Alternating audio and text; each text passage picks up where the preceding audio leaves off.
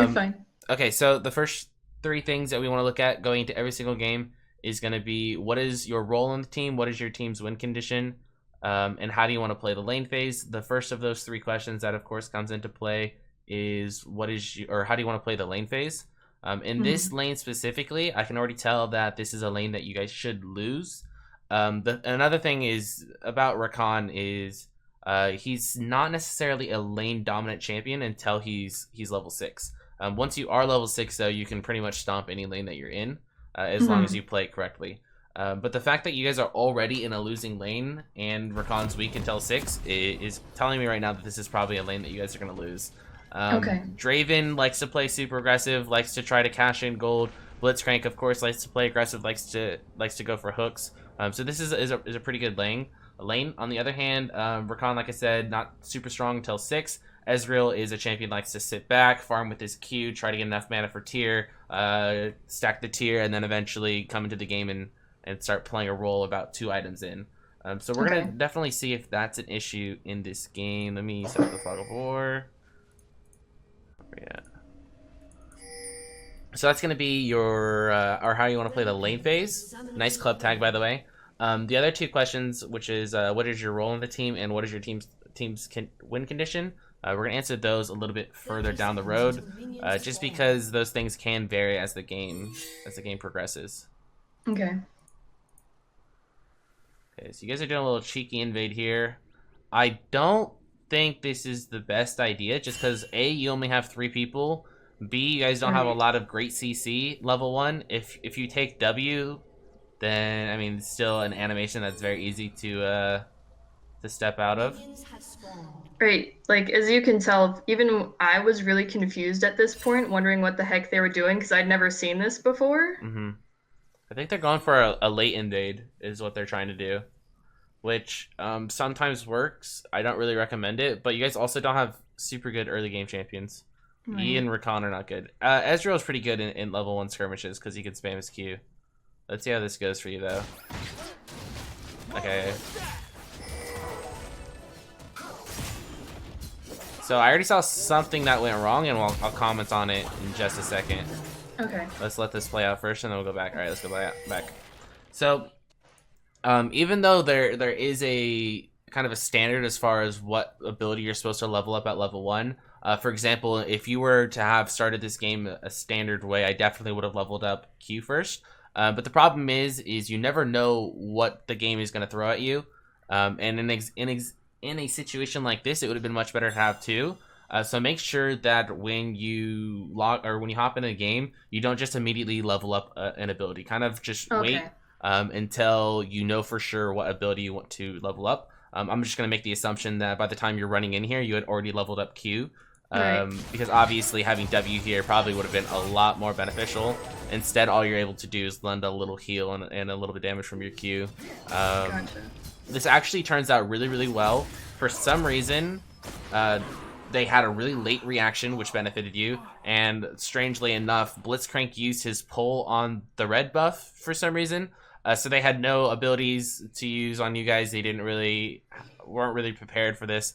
So it turns out pretty well.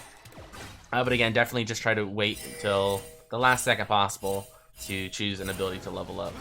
Right. Yeah, I usually choose it right when I get in, so that's some good Also, like advice. sometimes you can get invaded, like the opposite can happen to you, right? And let's say you're playing Ezreal, right? If you were in Ezreal's shoes and you were just chilling at your blue buff, and then the enemy team invaded, typically you Mhm. take Q level 1. But if you take Q level 1 and they invade you, you're pretty screwed, right? It would be much better if he had his E. That way he can do his little jump and get away. So that's another reason you always just want to wait to the last second to level up an ability. Gotcha. By the way, just in case you don't know this, but level 2 is achieved after the entire first wave and then the first 3 melee creeps of the second wave. It has to be melee creeps too. You could take down 2 melee creeps and 1 caster, and you don't get enough experience for level 2. Gotcha. So right here, you guys, again, you guys got to lane before this Draven because he had to recall. You guys can get level 2. There's an issue here, and I'm going to rewind real quick so we can look at this.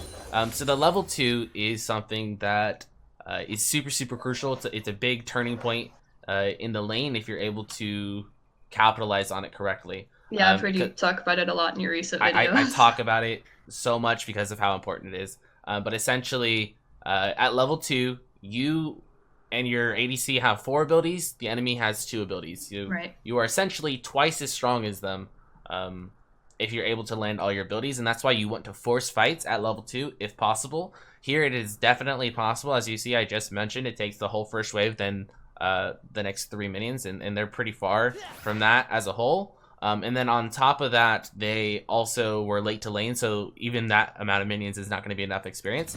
You guys are going to have a clear advantage here. And as the level 2 is being achieved, as that final minion is dying, what you essentially want to be doing is slowly start creeping up. I Right, see a but I lot of backed people. up. Yeah, I see a lot of people making the mistake of they're kind of hanging back with their ADC and with their wave until that minion dies, and then as they're walking up, then they level up an ability and try to go for the engage. But if you could essentially be right here on top of them at the same time that you're hitting level 2, then that would be much more ideal. Gotcha. So boom, right here, level 2. Not only are you walking backwards, but you see right here, you want to be right around here. As soon as that minion is dying, you want to be walking up right here. You level up W, you go boom right there, and then yeah, it would be much more beneficial. Okay. And then what would you say should be the next ability I level up, like my W? In this situation, I think it would have been W because you could play aggressive. Actually, no, scratch that. In all situations, I would say you should have your W at least by level 2. Okay. Sometimes when I'm playing Rakan, I take W level 1. That's if I'm playing with like a Xayah, for example, and I want to be super aggressive level 1, look for a W, try to all in. More times than not, though, I start the game with a point in Q, go W, then E. As for max order, I'm a really aggressive player when it comes to my Rakan, so I max W just about every single time. There are a few other max orders that do work. There is a Q max, W max, E max. There's also a 3 points into Q, W max, E max. So if you're interested in learning more about that, because I don't want to spend the whole video talking about his max order, because I could talk about it for a really long time. Right. But I had a video probably a month ago called How to Rakan, and I probably spend 3 or 4 minutes talking about the max order and which situations that you should go which max order. Because again, as I always say, Rakan's a flexible champion. He could be played aggressively and passively, and also somewhere in the middle. Preferably, I like to max W because I like to play aggressive and try to look for plays. But in every single max order, there should always be a point in W at level 2. Okay. Jungler's dead, so there's no need for you to have a ward. Typically, around 250 to 3 minutes is the best time to ward. Even if the jungler does start bot side, you never know what kind of level 2 cheese they might do or some weird route. It used to be pretty straightforward and pretty telegraphed back in the early stages of last season because it used to just be the standard 3 camps, level 3, then gank. But now that's not a thing, so the jungle patterns are kind of all over the place. You'll see some people go from buff to these guys down here and then go bot. You'll see some people go from here to wolves or to raptors and then scuttle and then bot. So it's really hard to know an exact time that you should be warding. For example, this game he went topside and then he died, so you don't have to ward for probably another 40 seconds or so. But more times than not, it's probably just safe to get a ward down around 250 to 3 minutes. And I think it's okay that you don't have one down here because Wukong showed top and he died. But in future games, try to get that down. Okay.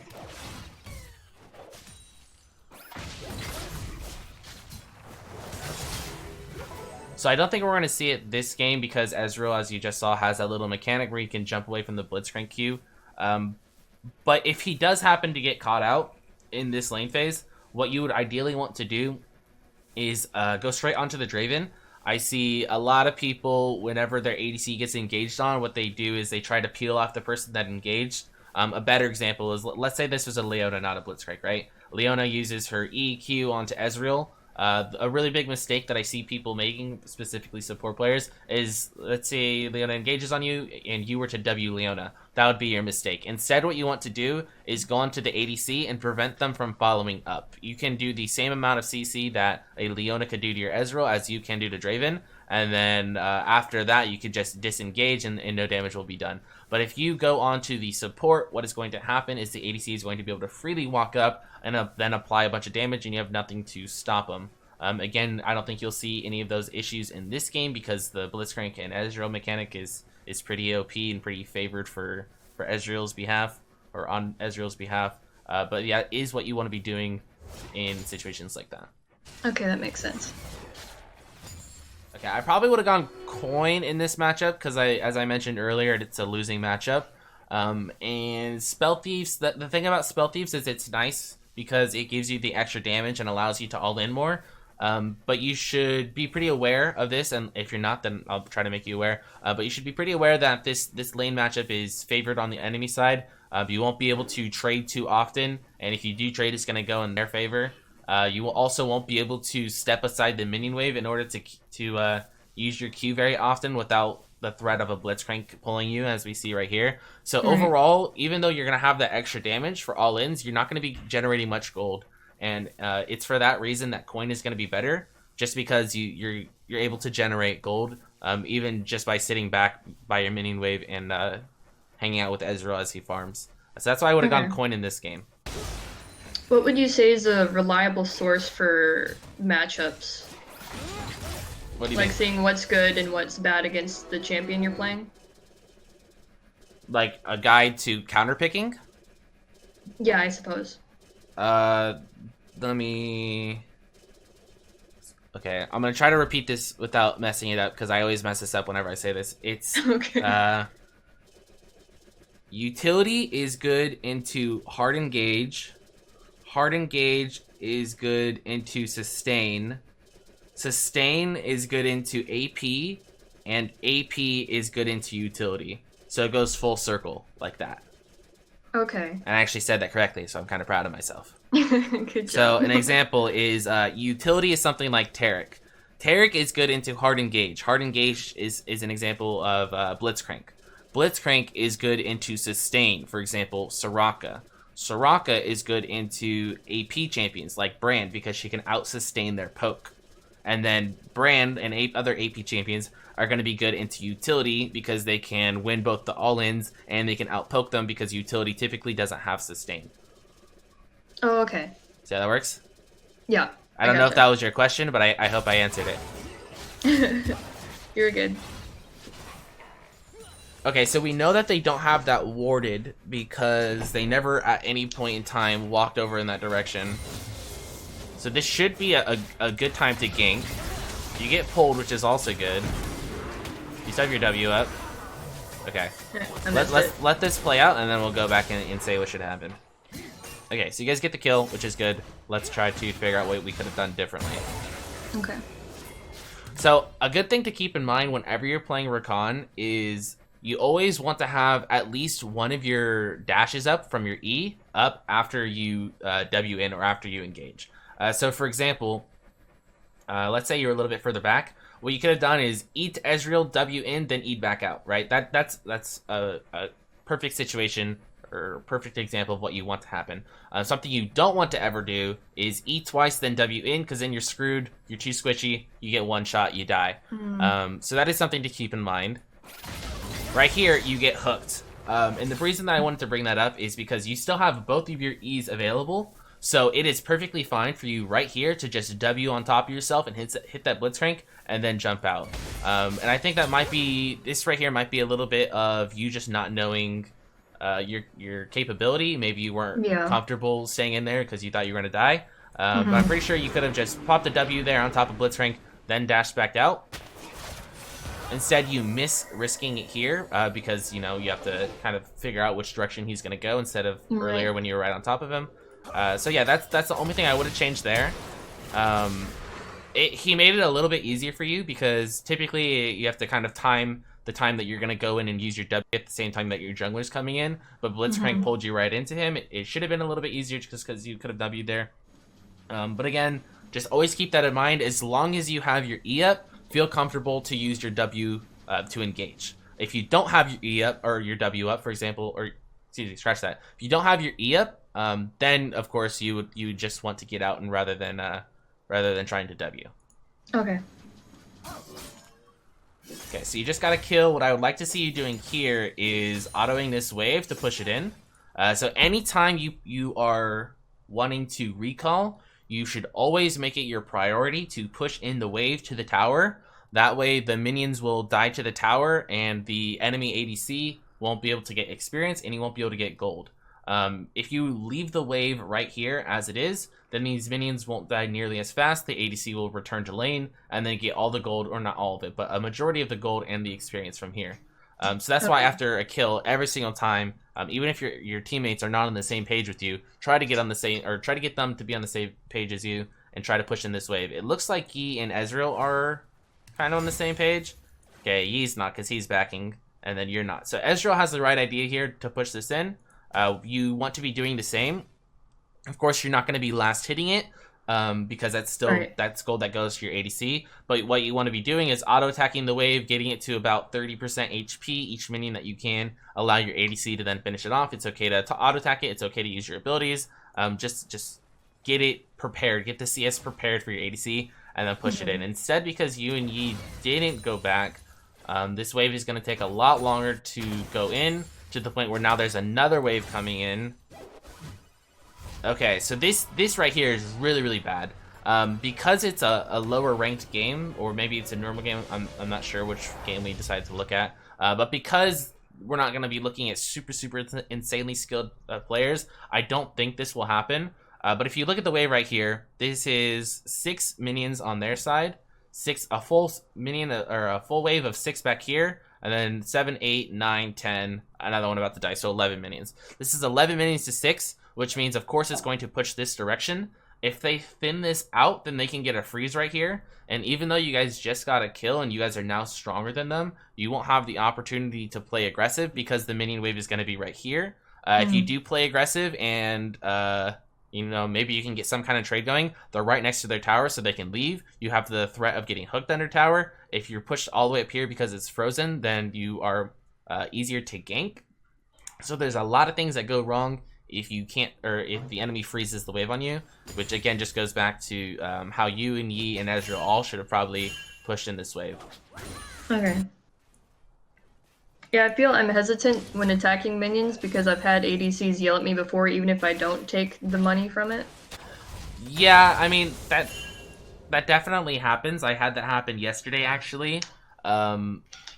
You would think that in higher ranks, the ADC would understand the concept of pushing in a wave to either reset it or to push it under tower to deny CS and experience. But not everybody in the game is aware of these things, which is why sometimes people will ping you.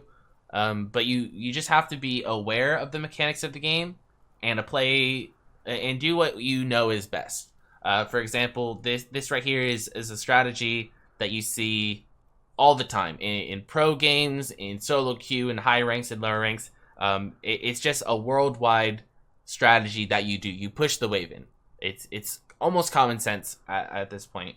So if there's things that you're certain of and you know that needs to be done, then you definitely just need to do it, even if your ADC or any of your other teammates are unsure of what you're doing. So if they ping you, they ping you. But at the end of the day, you're going to be doing the right thing. Okay. Another thing I want to comment on here is you're not recalling. You have 600 gold, so you can upgrade your support item and get a control ward.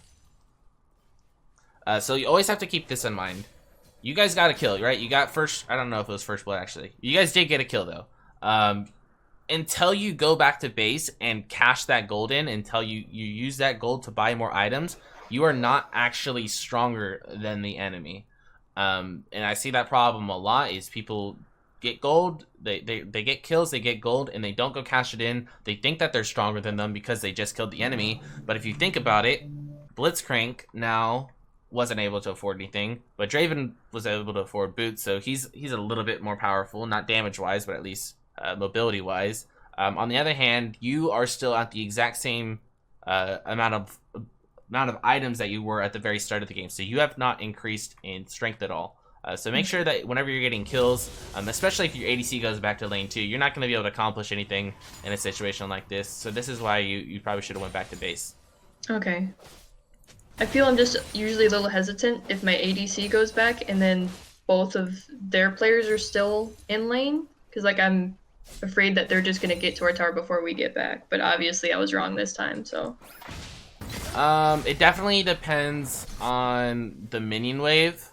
And I know that is another issue. Is I'm noticing a lot of people are so scared to lose some turret plating, because it used to be where, okay, I can go roam, I can go do this, I can do that, I can recall. Sure, they might get to our tower and put some damage on it, but as long as they don't take it, they don't benefit.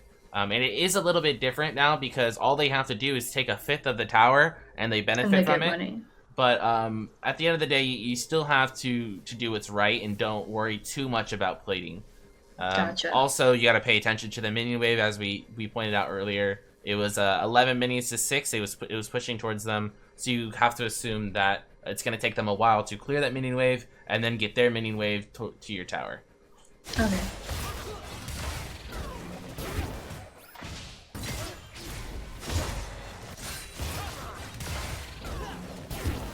Okay, you did exactly what I would have done there.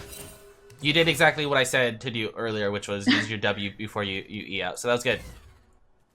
I mean, unfortunate that you got pulled in, right? But Right. you did a good job of getting out. And I think had you gone back to base and bought items, that you probably are a little bit stronger there, and then you probably win that trade. Instead, it went a little bit in their favor, I think. Also, if you're in a situation like this where, I don't know, yeah, you probably have a ward, right? No, you don't have a ward. Okay, well, let's say you did have a ward, right? And you need to get vision because you have no idea where Wukong is, and you don't want him to come this way, go invisible, and then gank you guys. And you're also not in a position where you can feel comfortable to go this way. Your two options are to either go all the way around and drop a ward over this wall, but then you lose CS, or not CS, but you lose experience that way. Or you can stand right here, put your cursor right here, and drop a ward, and it'll be placed in this bush. Yeah, I saw your ward video, so I've started doing that as well. Good, good. Another thing that I want to point out, and this is too early to really point it out because we're not even 7 minutes into the game, but if you are in a lane that you are either winning or supposed to win, and you go even in lane, then that is technically losing because you're how do I phrase this? If you're expected to win and you tie, it's a loss. Like, look at boxing, right? If somebody is favored to win a fight, and then the game goes, or the fight goes the distance, right? And they technically, nobody won via knockout, right? It's technically a disappointment. The person that was supposed to win didn't win the way that they were supposed to. So when you're in lane, like for example in this lane right now, you guys have a clear advantage with the kill that you guys were given. They have no items. You guys are expected to win this lane, and for the last couple of minutes, you guys have just been farming and not getting too much accomplished. And by going even, you are essentially losing your lead. Does that make sense? Yeah. Not the best analogy I've ever done, but I hope it helps. You're good.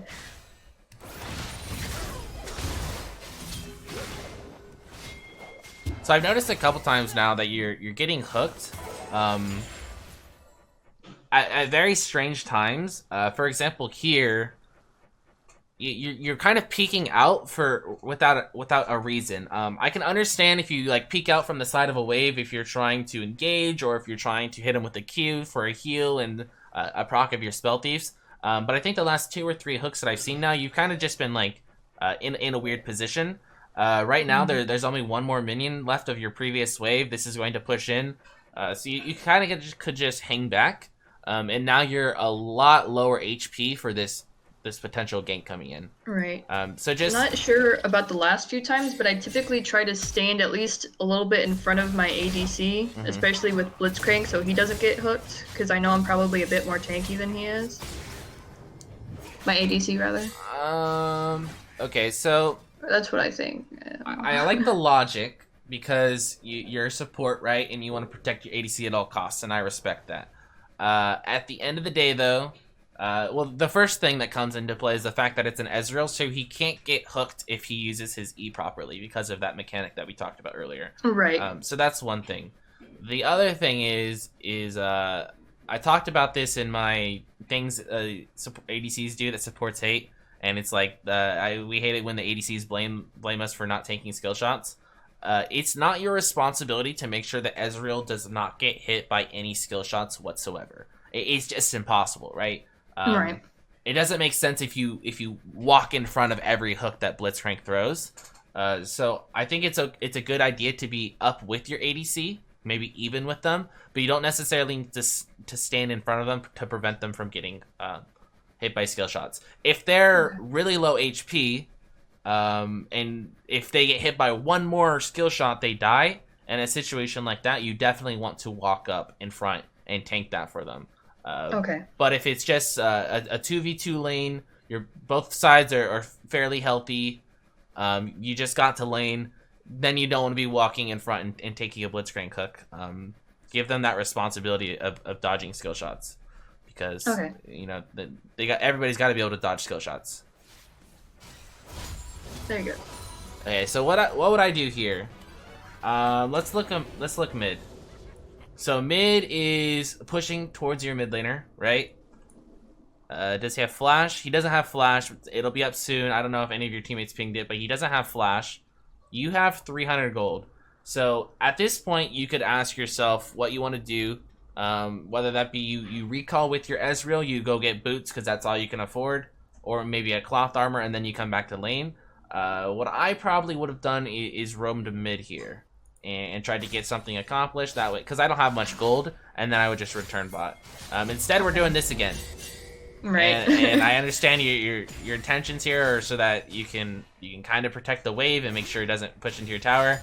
But we can kind of clearly see here that you're just doing a little pacing back and forth. Right. And it's kind of funny because when you were in the moment, when you're playing this game, you probably didn't see anything wrong with what you're doing here.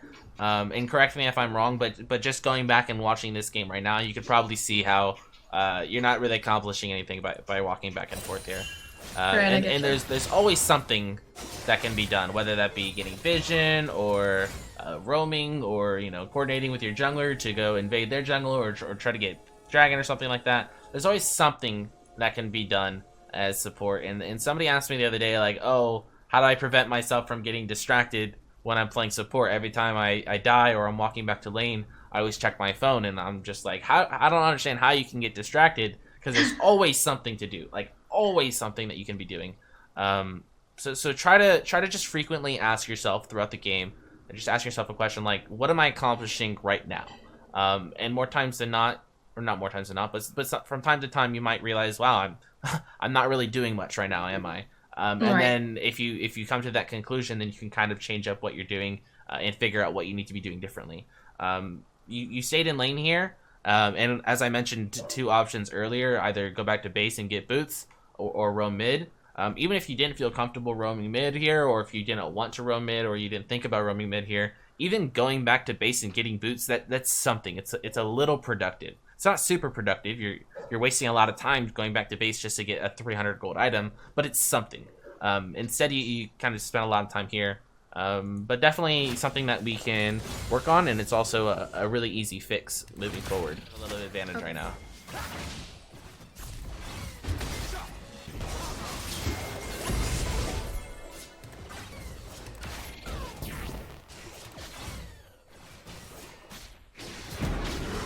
Okay, so the only reason this fight goes bad, and I don't like to blame teammates usually, but I'll blame a teammate here. The only reason this goes bad here is because, as I just pointed out, the item advantage is in their favor, right? BF into Sheen tier, they clearly win this fight. Everything went perfect as far as what you did. You dodged the hook, then Blitzcrank kind of overextended for a knock-up. You got the knock-up there, dashed back out. You did everything right there. Afterwards, though, it was just a trade of auto attacks between Draven and Ezreal, and Draven's items won out. So nothing to critique there, just a little bit of a misplay on your ADC's behalf.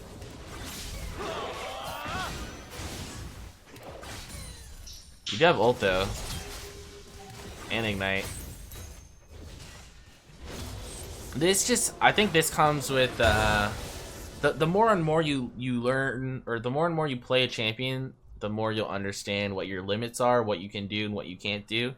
Right here, you have ignite, you have your ult up, you got flash, you got your W up, you have spell thieves for that extra damage. Draven's about to walk straight up to your tower. I think that's something that you can go for. Also, he auto attacked you, so he's gonna take 3 tower shots. and actually die. Okay. Well, I mean, he kind of suicided there, but you definitely could have done something there. Just understanding what your champion is capable of. A couple things you could have done if you're feeling really, really ballsy.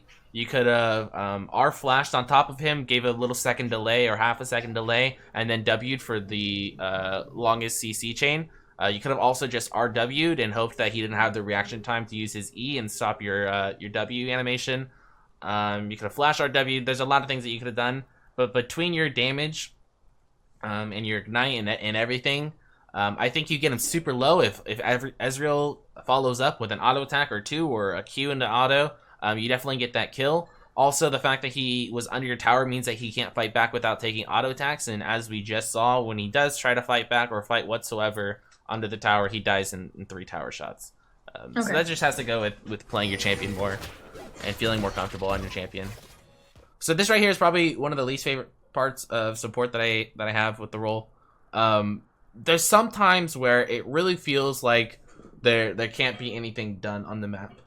For example, you're here, your ADC is all the way back in base, your Master Yi is not only top side, but he's recalling at the moment. Your mid laner is just now getting back to lane. So if you go to lane right now, you're just going to be sitting there by yourself, and we've already talked about how that's bad. You can't go get dragon with your jungler. If you go into the enemy jungle, you don't have your jungler nearby. Your mid lane doesn't have priority. Your bot lane doesn't have priority. So if there's any wards in this area, you just die instantly. So there's not a ton that you can get done at the moment. If anything, though, if I can find one thing to get accomplished here, it's probably to go mid. Because if you start going mid, you probably would have got there at the exact same time as your Zyra. And then you could try to get something done there. Instead, we're going to see you get to lane a little bit early. You're going to clear the sword. You're probably going to sit around for a little bit. And again, we're not getting a ton accomplished. So always just try to be reminding yourself of different ways that you can be productive. Okay. Yeah. Okay. So right here, we're about to see a mistake that I talked about earlier. And I said, you didn't get the chance to do it here, but I want to see in the future if you do it correctly. And you don't do it correctly, but it's okay because it's an easy fix. So what I'm talking about here is your ADC is going to get engaged upon. Right about now. Instantly, at this exact moment in time, I would like to see you go onto Draven. Okay? Ezreal is still full HP. All he did is got hooked. Blitzcrank doesn't have a ton of damage. He's not going to be able to solo kill Ezreal. But if you go into Blitzcrank instead of Draven, Draven then gets to walk up and harass Ezreal all he wants. So as you see here, you W onto Blitzcrank, and now Draven gets to get a couple autos off. So instead of Ezreal being full HP, he's at about 60. Let's...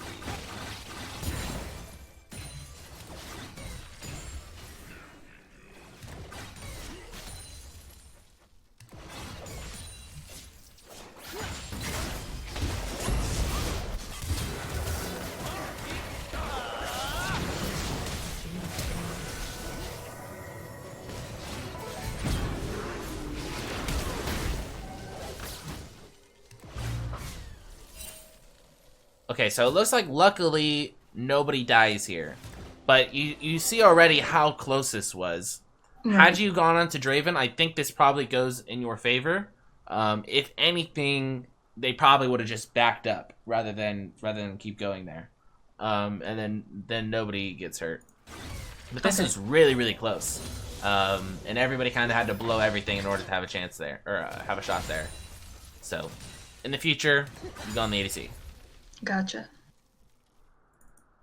Okay, so when it comes to this support item, a lot of people build it because the pros build it. But the reason the pros build it is because this item gives you an extra ward. And vision is crucial when it comes to competitive play. In solo queue, though, not that much. Even though it's only a little amount of gold in comparison to all other items, you don't want to be upgrading this. The only item that I see people upgrading consistently in solo queue, support items that is the relic shield upgrade. When it comes to spell thieves and coin, though, just get the 500 gold upgrade or the 450 gold upgrade, and then that's it. Don't upgrade it again after that until very, very later into the game when there's nothing else to buy and you might as well buy it. But yeah, spend that little amount of gold on another item. Mobility boots. This game. Mobies is fine. I prefer CDR, but Mobies is also fine.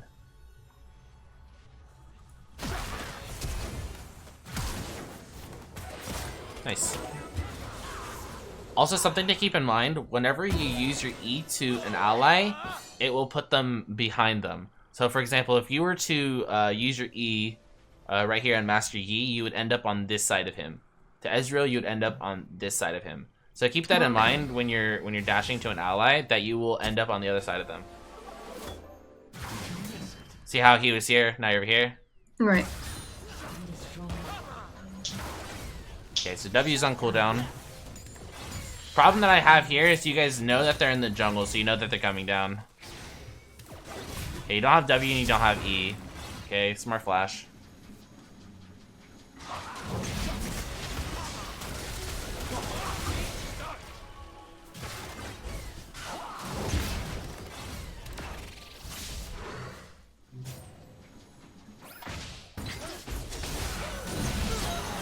Smart of you to let him die there at the end. You did everything you could to help him earlier, and then right there, you kind of just had to leave him. Only thing I would have done differently is, I know a lot of Rakan players disagree with this opinion. I think it's better to just RW combo 9 times out of 10. It's reliable, they can't stop it. If you try to go for a W, then it's not guaranteed because they can knock you away. RW combo. Also, your R gives you movement speed. It was a near hit. Let's see. I'll just RW, get out immediately. Okay.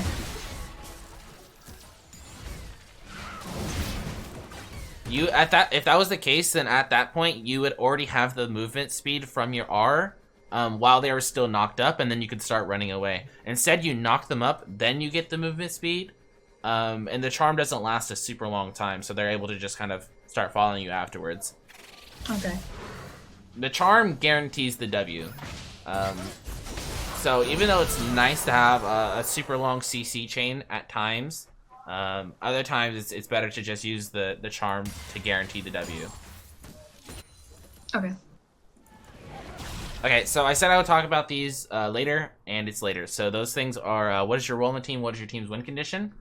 I don't think Renekton into Teemo is super good as far as split pushing goes, even though Renekton is ahead right now. So I don't think split pushing is all that smart. Also, Rakan is a great team fighting champion, so 5v5 is basically your team's win condition. As for your role on the team, you don't have any other tank or engage, so your role is to engage these team fights. Let's say you had something like a Zac jungle. Then your main role wouldn't have to be engaging, because you have that Zac who can jump in from Fog of War and set up fights, and then you can either follow up or peel. But yeah, like I said, no tanks on your team that can engage, so that's entirely you. So yeah, let's see how this goes. The problem that I see right away is Zyra's dead, so this is 5v4. Renekton gets pulled.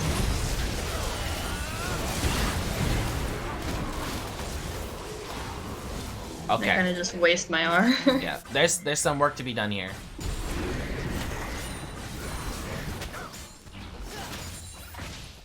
So this is very similar to the situation that we were talking about in lane when somebody gets engaged on. What do you do, right?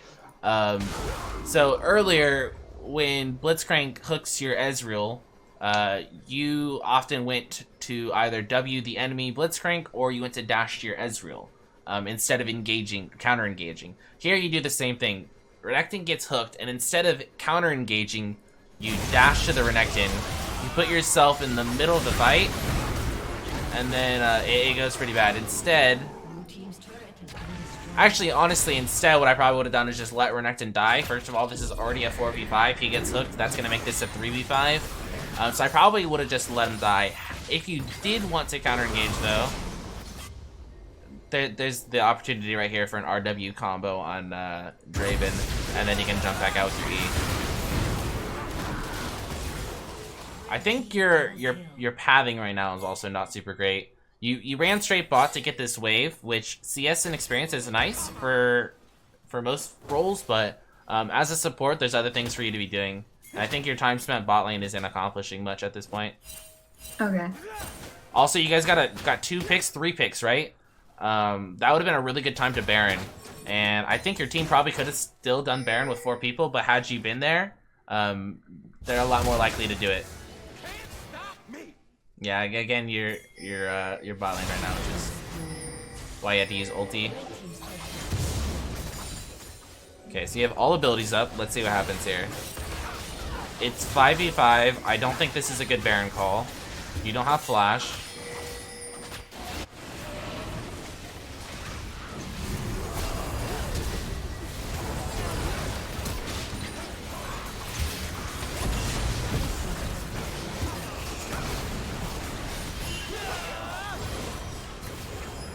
This somehow goes your way. Okay. Actually, wasn't too much to. So the problem there is they win in one at a time.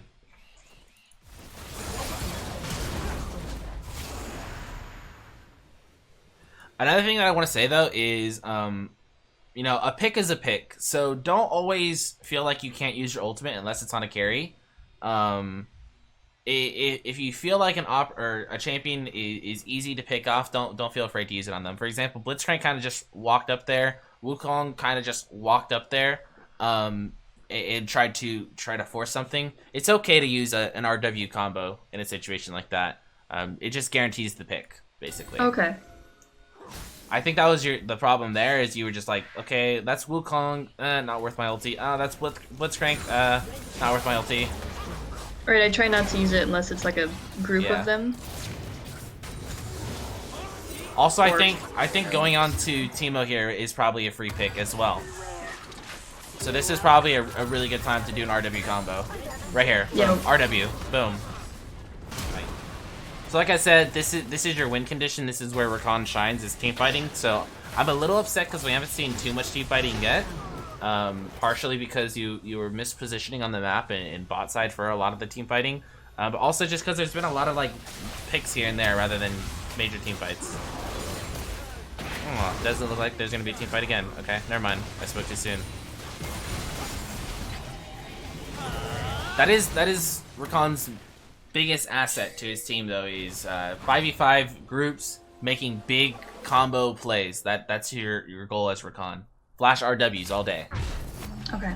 Okay, so one thing that I'm noticing is you are basically using your R CC thinking that it's more effective than the knock-up CC. So like what we see here is you're using your W in order to get into the fight so that you can use your R. I think it's much more efficient to get that knock-up. I think the CC chain or the CC overall is just more impactful. So yeah, try to use your W for the knockup more than anything. The W knockup is going to have a larger impact in fights than your R will. So right here. Okay. Also, you're not comboing with the RW a lot. You're trying to W and then R a lot. The RW combo guarantees the knockup, and that's why it's so good. Gotcha. So a little bit of a missed opportunity there. No harm done though, because nobody died. Not just you, but I'm noticing a lot of people on your team are overstaying too much. See how both times you jumped to the backside of them. I think you're gonna do it again in just a second. Reason I wanted to point out is because you when you go to shield Zyra here, you put yourself in a bad situation because you jump to the other side. Okay. But luckily you have another jump.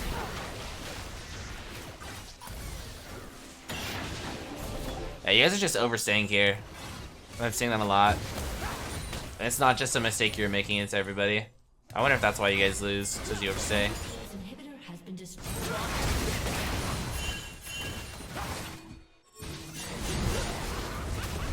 Okay, do you have RW? You do?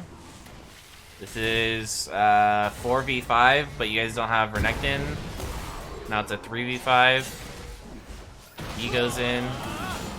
I would just leave right now. I would leave right now. You guys need to leave.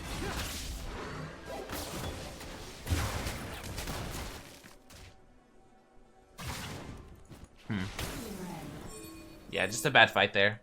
So your team is pinging you here to go for this dragon.